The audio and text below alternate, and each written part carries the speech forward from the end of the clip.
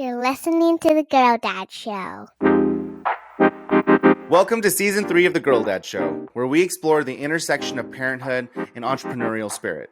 Join me and some incredible guests as we share tips and tricks for finding work-life balance and making a positive impact not only on the world, but also our families. Let's create a fulfilling life together. It's The Girl Dad Show, Season 3. Thank you for tuning in to another episode of The Girl Dad Show. Today is another Girl Dad Talk, and I'm here to talk to you in between amazing interviews and interviews of guests that I have on the show. And I talk to you a little bit about my professional parenting journey. And today is going to be a very interesting one because I just got back from San Francisco visiting my parents to talk about the New Year's. And in Korean culture, we're really big on celebrating the New Year's, and it's really a really ceremonial event where we pay respects to our ancestors and we repay respects to our elders, and really acknowledging the people that have helped create our life and infrastructure, right? And so it's a really, really awesome event, and I'm very excited that I got to do that with my kids, and I plan on doing that for the rest of my parents' lives, and trying my best to uphold that tradition even after my parents pass, right? So something that I think is really important in the Korean culture, and something that I really latch onto, is this concept of family and paying respects to your elders and your parents and your grandparents. And inversely, it's really fun to also show my kids a little bit about their culture. We're pretty acclimated here and assimilated into American culture. So I'm not the most Korean cultured person. And so it's really fun to be able to share that part of their heritage and their culture with them at least once a year. And then during these kind of ceremonial events, I think it's super important for them to understand that, you know, they are half Korean, and there comes a lot of history and understanding with that, and different value propositions than we may be raising them for on a day-to-day. But super excited about being able to do that. And it really made me kind of think more about what I wanted to talk to you about today. And today it's really just much more about travel. And I wanted to keep this one a little bit more lighthearted because I realized that, you know, we do incorporate travel quite a bit as a parenting lifestyle and choice and decision that we make. And we find that traveling is incredible for our kids. And one of my strategic goals for our family this year is to figure out ways to travel more. And although there obviously comes with a lot of time cost and financial cost with traveling, my wife and I are trying to figure out which things we're going to try to do this year to really embrace that, because we missed a lot of that last year. And we want to pick that back up this year and get our kids more acclimated to the world and different points of view and values. But what we realized was during this trip is that my wife and I are pretty good travelers. So previous to the pandemic, we were traveling with our kids pretty regularly. We tried to do 2 international trips a year and 2 domestic trips a year. And we ended up doing way more than that because that was our set goal. And then because that was our set goal, we ended up, beating the goal. And because of that decision, we decided to raise our kids with them just coming along to travel versus hunkering down while they're growing up, because it's hard to travel. And I will tell you that it is much easier if you start just doing it, right? You just start doing it and you figure it out, and you make the kids come with you and kind of bring them into the lifestyle that you're trying to create for your family. But there are a lot of different things that we do to help us with traveling. And so I say that my wife and I are a pretty strong team when it comes to traveling. We do really good zone coverage and delegation of tasks and tactics. But starting from the top, I will say that we do a lot of planning. So it doesn't just like happen, because kids are crazy and there's always stuff that goes wrong. So you can't plan for everything, but we do our best to plan for a lot. And that planning starts with conversing about schedules and availabilities and times. And so we'll go through what time we want to travel to, what the layover is, if there is one. Do we want to pay extra to not layover? Do we want to go one fell swoop? If we do go for one fell swoop, what's the maximum we think that the kids could handle? Do we want to push them into the nighttime, or do we want to try to wake them up early? These are all these kind of conversations that we'll have. And then we'll also go over how much it costs to do those different options, because depending on the cost, we'll go for a cheaper option or sacrifice, sleep here or there to accommodate some of the cost that comes with it. And then lastly, we'll think about like different ways that we can break it up to create activities and other things. So like if it's a 5-hour flight, we'll try to break it up in between so that they have some room to kind of meander around in the middle of the trip. But this last trip, we intentionally paid a little more to have a direct flight and went the full 4 hours straight back and forth to San Francisco. And if anything, we actually pushed their nighttime because there was no available flights. We had booked a little bit late because our dog started getting sick and then inevitably passed away. And so we were holding off for different variations of hospital visits and sitters and all these other stuff before we realized that we had to put her down. And so by the time we booked our trip, it was fairly late and there was very limited options. And so we ended up having to book a direct flight that was landing in at 11 o'clock at night and Central Time. So 9 o'clock Pacific Time and 11 o'clock Central Time. And so that was a really big decision for us to do that. But it came with a lot of planning. We were prepared for it. We knew that was going to happen. We knew there was going to be some tantrums and frustrations, but you prep for it, right? So we have a lot of conversations to start at first. And then the second thing we like to do is really take some time to figure out how to get everything organized. There's a lot of moving pieces when you travel, and it's no different for us. We try to organize all of those things into a unified plan. So we use apps. I use Flighty, which is my app of choice for tracking my flights. I travel a lot for work, so it's a really good investment for me, period, at the end. It's a little faster than any of the airline apps, and so it's a really great way to keep track of any changed flights and canceled flights, especially these days. Over the last year and a half, airline travel has been really, really sporadic and very hard to rely on, and so it's very important to have this when you're traveling with kids because flights are delayed and canceled at a much higher rate than they used to be. So we use an app called Flighty, and then we also use TripIt. And so we aggregate all of our rentals, our hotels, our all of our travel plans into a master plan, and then we track the cadences and any updates on the airlines through Flighty. And then obviously we also get kind of nerdy and we'll put together either a Google Doc or a Google Sheet if there's activities or schedules that we want to try to achieve. And my wife and I I want to say we're fairly fluid. We're pretty good about, being adaptive to, the punches. But I will say both of us, probably more me, likes to have a plan. And I don't mind adapting the plan or changing the plan, but I definitely want to know like kind of roughly what we're trying to do each day.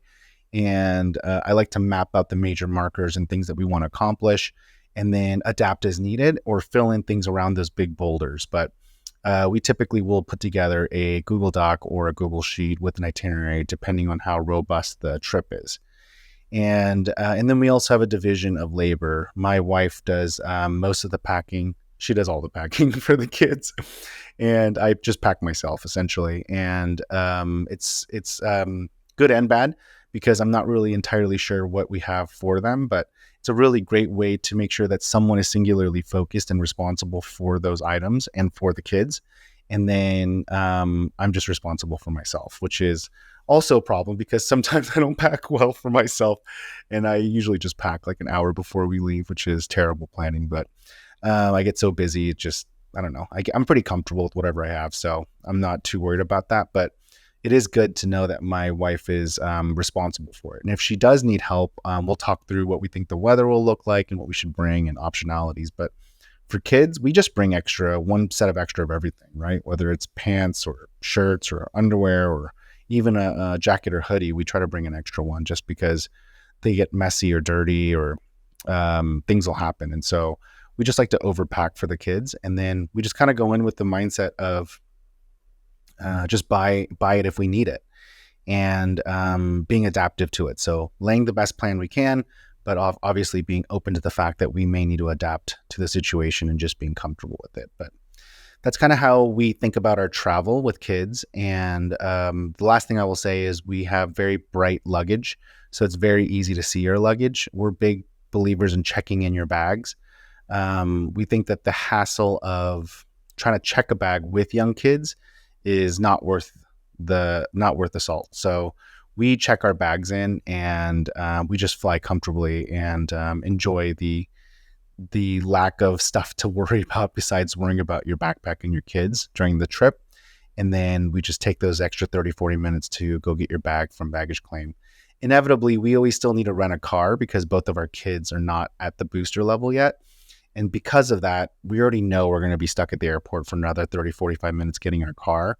And so getting the bag is really not that big of an add-on. And we choose to do that. But I will say I am very, very excited for this year's travel because Grace will now be old enough to have a booster, meaning that we can start Ubering and lifting.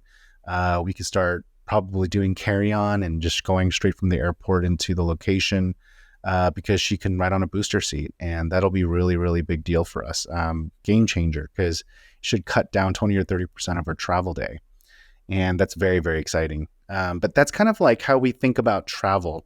It's kind of a weird episode because I usually get very philosophical here, but I wanted to share with you a little bit about some of our traveling tips because I have had some friends ask me, like, because I'm so big on traveling with my kids, like, what are some of the things that I do to travel with them? And I thought I would share. And I guess the other thing I should talk to you about is technology. My wife is a big believer in no technology, so she'll pack a ton of activities for them, and she'll bring snacks, snack plates, or things for them to munch on. She'll bring gum so they can chew on gum, or candy so they can eat candy while we're going up in elevation so their ears don't pop or it doesn't agitate them too much. And then she loads them up on activities. So she has stickers, sketchbooks, magnet games, clay. They love clay and making things, and that's pretty easy to clean up and maintain on a plane.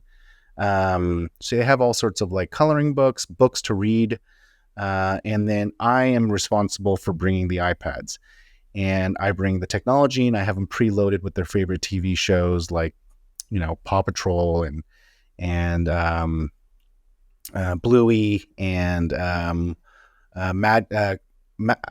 Autocrats, Madcrats. I can't remember what it's called, but there's a couple of shows that they're really into, and I make sure those are all loaded in. And then I also download a bunch of movies that they like Encanto or Frozen and things like that. So I have the iPads, and I will say that for me, I feel like it's a good safeguard to have in case they need some more distraction, because sitting on a plane, confined in a space for 4 hours is hard for even an adult. But, for a 4 or 5-year-old, it's like crazy. And I think that it's a very hard thing to palate. And it's a good compromise for my wife to load them up with activities and try to get them engaged. And then for me, it's just like, here's the iPad, if worst case scenario comes out, and there you go, and enjoy your time. I will say that this last trip, I sat next to Grace and I gave her the iPad almost immediately, which is probably not good. But something interesting did happen where after about an hour or two, she turned it off and took a break and did some activities. And so I think that was really interesting because we give them so little media. I think they lose their mind a little bit when they get it. And then when you give them, giving her enough of it or freedom to have it, kind of made her choose not to have it or turn it off in the middle, which was interesting. So I had a brief moment of like, oh man, am I an awesome parent? And then, 5 minutes later, she's like, can I watch the iPad again? And so I was like, no, I'm not an awesome parent. I didn't unlock anything new, but I saw a moment there where I was like, oh, I wonder if like that concept of freedom and access and surplus would allow them to like actually focus on things that were more creative and thoughtful, or using your hands or tactical. But that was very, very short-lived. And that's kind of where we are different. So we're a team. My wife and I are a team when we travel, when it comes to planning and thinking through cost, benefit, travel times, and, analyzing all of that. We're like a team there. We're a team when it relates to organizing it into a central like schedule and planning through apps and tools. And we get all that together in one central place as a team. And then we kind of part ways as it relates to packing. She does most of the packing for the girls and herself, and then I pack for myself. And then that's kind of how we separate that. And then as it relates to activities during travel, we separate as well too, because she's really big on having them have activities, and I'm responsible for the fail-safe of digital media. And I feel like we're a great travel team. I will say my wife and I get along incredibly well when we're traveling, and we have a shared mission of getting our kids in best shape as possible to the destination in the best mental health as possible. So that shared vision and goal helps unify us, and we work really well together. And when we have that common goal and shared goal, so it is really fun to travel for that reason also, because like my wife and I are very different people, but it's really nice to have that like shared camaraderie and like you got this, I got that, and then we're doing this together, and boom, boom, boom, and it is pretty nice. It is pretty fun. So that's kind of some of our travel techniques and tips. And this last trip was amazing. We got to, like I said, we got to spend it with my family and just bond and share time with them to talk about Korean culture. And we did the whole bowing for money, paying our respects to our grandparents, and then my parents, wishing them good health and luck in the future. They got to play with their cousins and just like jam out, playing with their family that were, you know, um, especially like Audrey, like my brother's kid was the same age as Lily, and they kind of grew up together, like 8 houses down from each other before we all moved away from each other. But it's really fun to see them reconnect and just play and enjoy each other's company and just be so happy. And so I do think that there is something to be said about, playing with family and sleeping over in the same house and just spending that kind of quality time 24 hours a day. And so that was super fun. And then being able to see the larger extended family when we went to the cemetery to visit our past relatives, right? And pay our respects there. That was also really good for me more than anything, I think, because I think I got to reconnect with my family a little bit and remember my roots and where I came from. And then something that was really interesting for me during this trip was being able to talk to my father. My dad and I actually had some really good moments this trip, and it's usually fairly short, concise, and highly directive. He's very much so a man of little words. But this time, he talked to me about his business journey, and it was really, really amazing for me. He talked to me about the last recession, and he talked to me about some of his hardships building his business and how hard it was for him during that last recession, the 2008 recession, 2008 recession specifically. And I didn't know. I had no idea that he was going through any kind of hardship, and it was so amazing to hear him share those stories, and then not only share those stories and talk through some of the hardships that he went through to build that business up, but also to share some of the advice that he had on how we can tackle this recession. And especially because I have, a pool cleaning company, and I have marketing agency, and I have all these different businesses that I'm building. These small businesses are very prone to the same problems that he faced in the last recession. And so we talked through, when to borrow money, how to borrow money, when to lower OpEx, and what he thought about cash management during this time versus diversification of marketing strategies. It was really fun. It was really, really fun and interesting for me. Very sage advice and timeless advice, but more sage and more important during these downturns. But I think more than anything, it really humanized my dad to me. And I got a chance to really understand that he sacrificed so much for our mental health and well-being. And I had no idea. I had absolutely no idea that he struggled so much during those years. And it's a fascinating thing to learn about and understand that your dad is also just a human, and he's just trying to figure it out as well. And thank the God and thank God and the world that he did. But I'm really grateful for that experience to be able to spend that time with my father and really connect about his journey building his business and him going through the last recession and just talking through all of that. And I'm also really glad that my family got the chance to hang out and spend time together, as my siblings have kids, and most of them have kids. Even just spending time with my siblings, it just seems so far and in between these days. And it's really nice to just be able to like hang out with them like we used to when we were kids, and banter and joke and laugh, playing silly games and just bonding, And so I'm really, really happy, and my heart is very full from this last trip. But this episode of The Girl Dad Show is brought to you by you. We have been working very hard to bring you the best guests and content to the show and have been steadily growing month over month. And we're finally ready to start talking to businesses that want to partner with us to promote on our show. So if you know anyone that would be interested in having me promote their business on The Girl Dad Show, please email us at young@thegirldadshow.com. Thank you for your support and look forward to learning how to be a great parent together. That's kind of where I am at with this last trip. So hopefully that helps you in your journey. I'm not entirely sure why I keep mixing up those two things, but I wanted to share that story about my dad with you real quick because I think it was really important for me as a dad myself, looking at my dad talking about being a businessman. But I also think what I really want to do was share with you some of the travel techniques that I employ.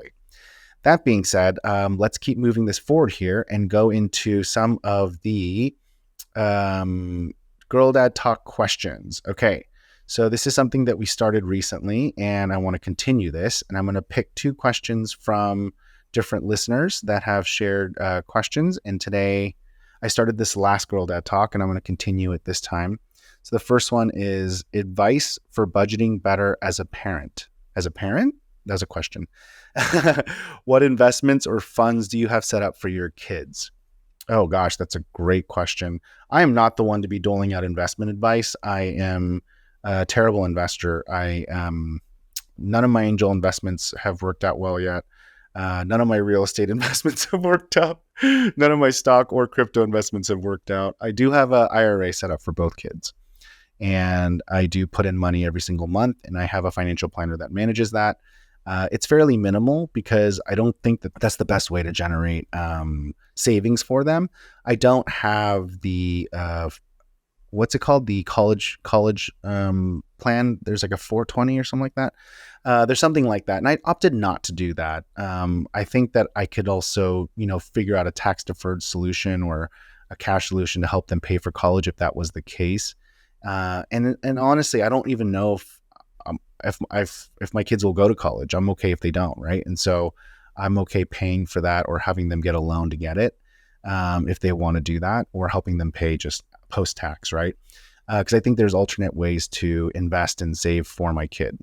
That being said, answer the question, advice for budgeting better as a parent. Oh man, let me slow down here and try to answer this one part at a time. I got all frazzled with the question because I don't feel like I'm a good investor or one to answer this question well, but budgeting advice for a parent. So when I think about budgeting for as a parent, I don't think I've been doing a great job up until this point. I do think that I could do a better job, and I plan on doing a better job this year. It's something that my wife and I have been talking a lot about. And it's really about like earmarking certain amount of monies for our kids, right? So we have set aside, $500 a month for each kid since they were born. So we're doing something. It's not like we're doing nothing. And it just goes into an IRA.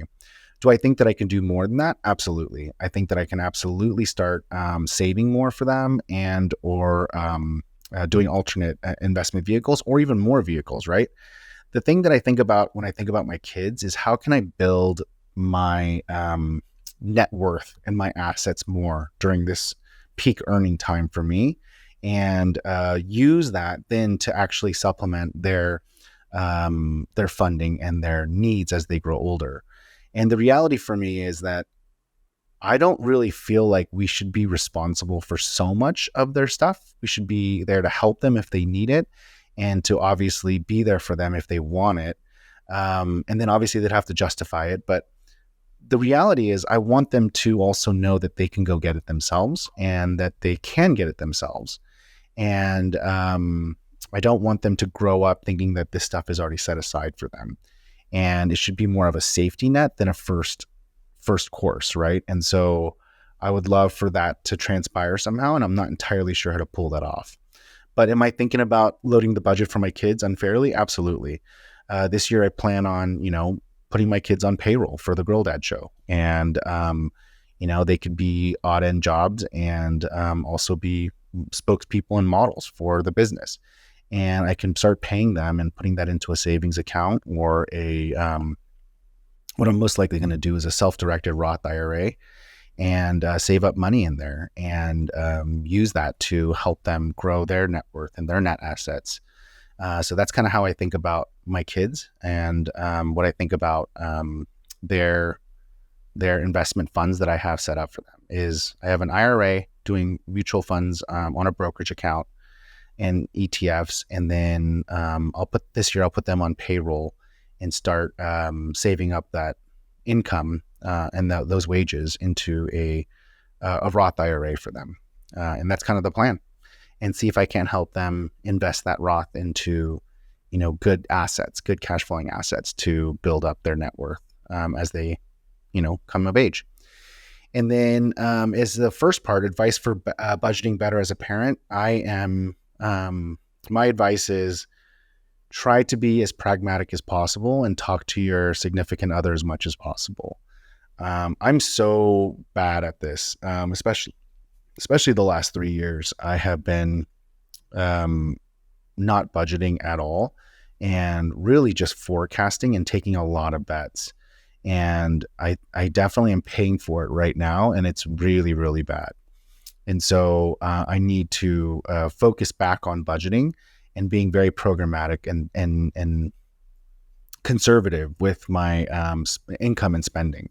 And so it's something that my wife and I have been talking a lot about the last 2 months is my desire to slow down the risk taking and start to go back to budgeting and earmarking different money for different things that we want to accomplish 20 years from now, 10 years from now. And so that's something that we're really going to start doing. But that's kind of what I think about budgeting as a parent, is just being as responsible as you can for your kids. And I look at it a lot like my grandparents and my parents, right? I think that they look at it as, let's just not leave a burden on our kids when we pass, and try to be as much of a gift to them as possible. And so I'm not saying that's right or wrong, but I do know that, so much of our generation, as people start to live longer, are finding themselves, now not able to retire because now they're taking care of their parents and they're also taking care of their kids.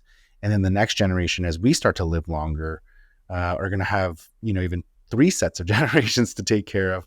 And I'm not entirely sure how that's going to be done, or if that's fair, or if that money will trickle down and make it so. But my goal is to try and my best to limit how much I get in the way of my kids flourishing in their own lives. And that's kind of my goal as a parent, budgeting. All right. I spent way too much time on that, and I'm going to roundabout in a lot of weird answers there. Let me go to the second question. Have you actually read all the books your guests have recommended? No, I have not. I am so behind on reading books. I read like a book, like a quarter. I'll start on a book and I get stuck and I get busy and I don't read it. And then I start another book because I get interested in that book and feels more pertinent or important. Then I'll have like 3 or 4 books that I'm reading at the same time. And then I'll end up circling back and finishing the first book. So I'm a fairly slow reader, unfortunately, but I do love having a list of great books to read. And it's super important for me because I love learning, and I love learning new knowledge and thinking through different frameworks and different mindsets. It's really fascinating to me to be able to digest someone's thesis in, 5 to 10 hours of like consuming their book. And it's a fascinating concept to be able to like consume someone's life work or someone's thought process, because they put a lot of effort into building it into a thesis, right? Into a packet. And you get to just simply consume it, the best of what they have to offer. And it's a very novel idea. And so I love the idea of reading these books, and eventually I'll get to it. But no, I have not read all the books. My goal is that in the next year or two, I will slow down my building process as I start to operationalize most of these businesses and get them to be more cash flow positive. And that'll free me up in time. And I should hopefully be able to get back to reading, 1 or 2 books a month. And that would be amazing for me. And then I will definitely catch up. Okay, so there's a twofer. What are the books that have impacted your life the most, and are they the same as the other past guest recommendations?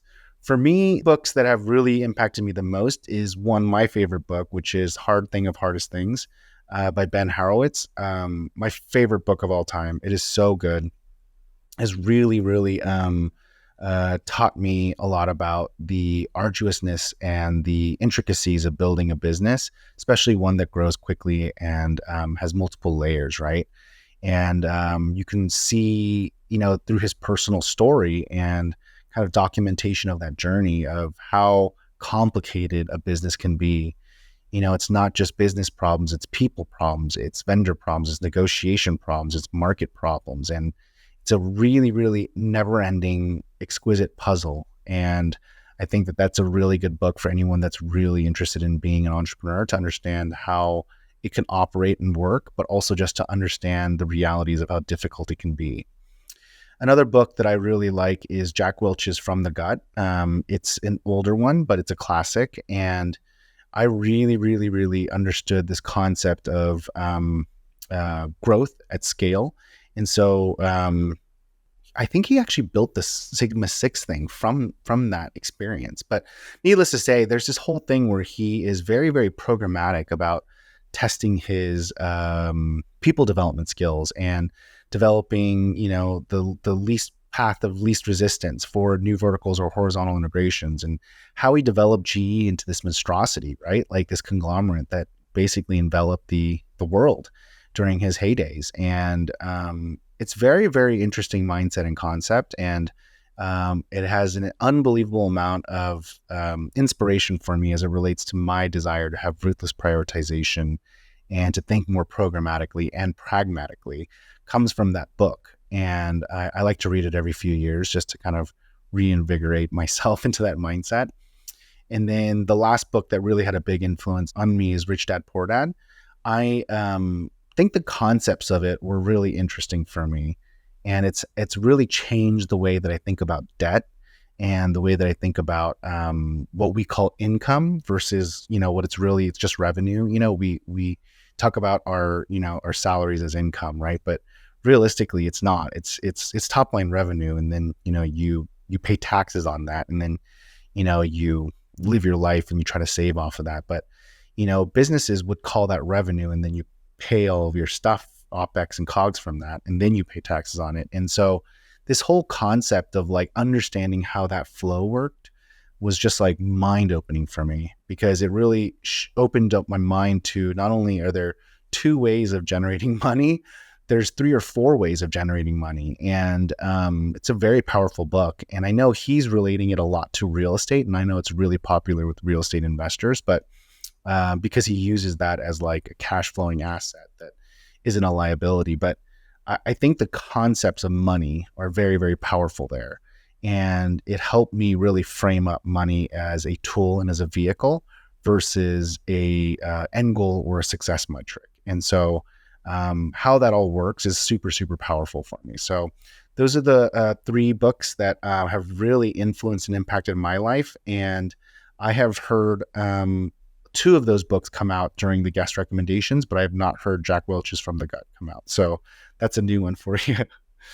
All right. Well, I think that just about does it for the Girl Dad Talk this week. And I would love to wrap this up by saying thank you so much for tuning in to another Girl Dad show. If you have any questions for me, please, please, please ask. You can ask on social media by commenting on any of our platforms, on any post, or you can email us at thegirldadshow.com with any questions that you have. And if you know me, you can LinkedIn message me or text me or email me. I'm happy to also take your questions. We're adding it to the list. I'm super excited about answering these questions at every Girl Dad Talk. So please, please, please send them my way. And thank you so much for all your help in enjoying the show. And if you can, please take a moment to give us a 5-star rating on whatever platform you're listening to. It helps more than you know. And thank you again so much for listening and tuning into the Girl Dad Show. We'll talk to you next time. Bye. Thank you again for listening to another episode of the Girl Dad Show. If you enjoyed listening to this episode, please take a moment to give us a review on your podcast service. These reviews help us grow a lot more than you know.